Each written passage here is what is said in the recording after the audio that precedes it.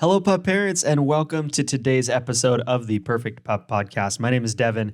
This is going to be a good episode. It's a fun one. It is a question that you've likely had or wondered about. It's all about the dog Zoomies, what they really are, why they happen, when they typically happen, and if you should try and stop it. So let's get right into it.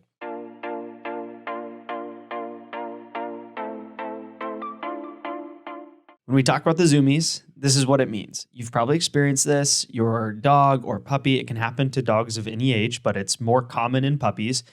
They seem to get this sudden burst of energy and they're just everywhere, kind of going crazy. They're sprinting around. They're often running around in circles.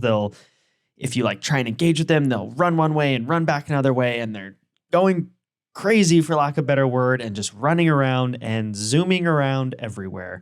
And that is what the Zoomies are. It is a sudden burst of energy. There's actually a more technical term called FRAP or FRAPs, which is frenetic random activity periods. So what your dog is experiencing is, number one, something that has been recognized and understood by people a lot smarter than me, scientists, whatever you want to call them, people who understand dog behavior more in depth. And number two, it is a normal part of dog life and puppy life. And honestly, it can be kind of exciting. So let's talk about why Zoomies happen. In most cases, Zoomies happen when your dog has undergone a period of time of maybe it's boredom, or they've been pent up doing something like in confinement or a very stressful situation. So sometimes what you see is a bath, right? Baths can be stressful for dogs. They're confined often into your shower and they're not allowed to leave and they may not enjoy it. You can see it after the vet. You can see it even after walks. And a lot of people wonder, why is my dog getting the Zoomies after a walk? They just had some exercise. What I found for my dogs, and it rings true for a lot of other dogs as well, is that sometimes when you go on a walk, your dog is wanting more. They're on the end of the leash. Even if you've done leash training and they're well behaved and they're staying next to you and they're giving you a loose leash, deep down inside, they would prefer to run. They would prefer to just zoom all over wherever you're going. So that's why it can even happen after walks. There's a sense of kind of pent up, I don't think frustration is the right word, but pent up energy, pent up excitement, and they just want to run around and get it out. Another reason that you sometimes see it at night is what I've seen, especially with puppies, is sometimes it's a sign of them being overtired. So their emotions are just high and they're not able to kind of regulate what's happening. And oftentimes that overtired Zoomies is where you get a lot of puppy nipping and chewing on things and maybe being just a little bit of a rascal and making your life a little bit difficult.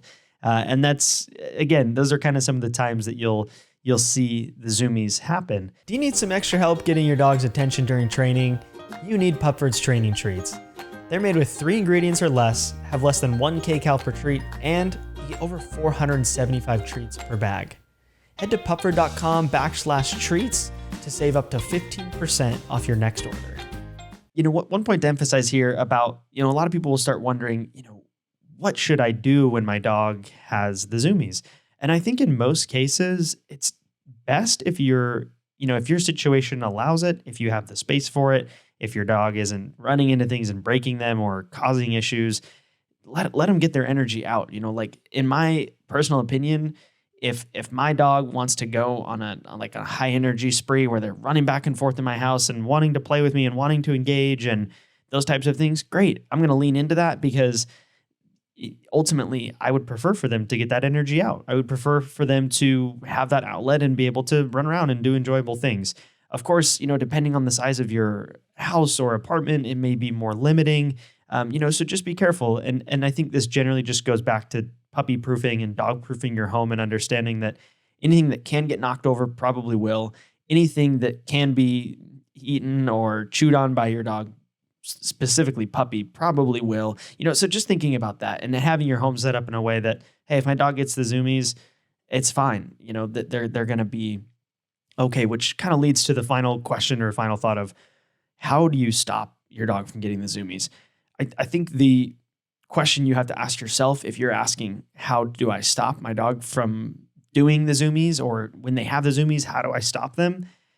You should ask yourself why. Why do you want to stop them? Is it because you're wanting to relax? Is it because you're bothered by what they're doing? Is it because, or is it a more, realistic reason, like, oh, you had noise complaints from your neighbors, or your dog has an injury and they're not supposed to run, those types of things. Like, that's where it makes more sense. And you can maybe see what I'm alluding to here, which is in most cases, don't stop your dog from having the Zoomies and from running around and having an enjoyable experience. Puppies, dogs of all ages, that time, if you've kind of visualized not visualized, but focused in on what your dog's body language looks like in those moments when they're having the Zoomies, they're having a ton of fun. Like, I watch my dogs have the Zoomies and I'm like, I wish I had half as much energy as they did. And I wish I could, it looks like fun. It looks like they're having an enjoyable time. They're having an enjoyable experience. So I'm from the school of thought of let your dog get that energy out through the Zoomies, especially if you have a puppy. Like, they're kind of making one of the harder parts of your job as a pup parent, which is giving your dog exercise. They're doing it for you. They're saying, I'm going to go run around on my own and have Zoomies on my own. And that's great.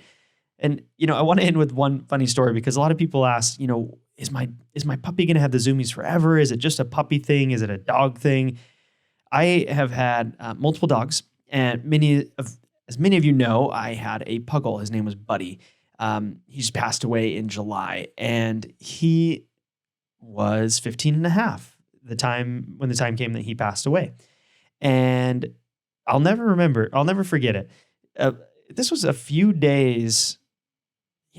just a few days before he passed away. So he was already starting to kind of get sick. He ended up having pancreatitis, but he was starting to get sick. He was starting to be a little bit lethargic.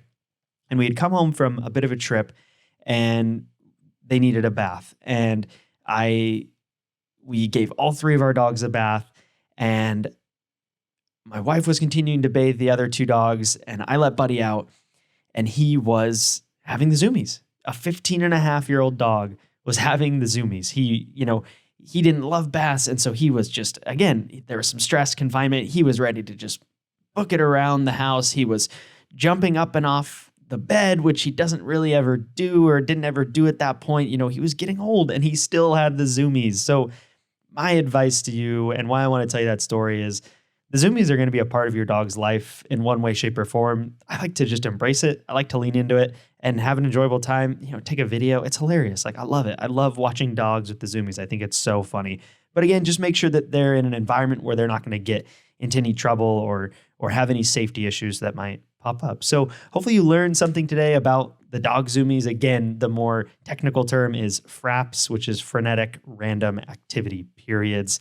You can, use that in a fun quiz, or, to really impress your friends next time they talk about dog Zoomies. But I hope you enjoyed this episode. I hope you learned something. If you have not already, I am genuinely asking you to leave a review on Apple Podcasts. It is extremely helpful. We put a lot of time and effort into these episodes. I really love doing this podcast, and I want it to grow. I want more and more pup parents to get the help and advice that they need. So if you have not already, please leave a review on Apple Podcasts. And other than that, we will catch you on the next episode.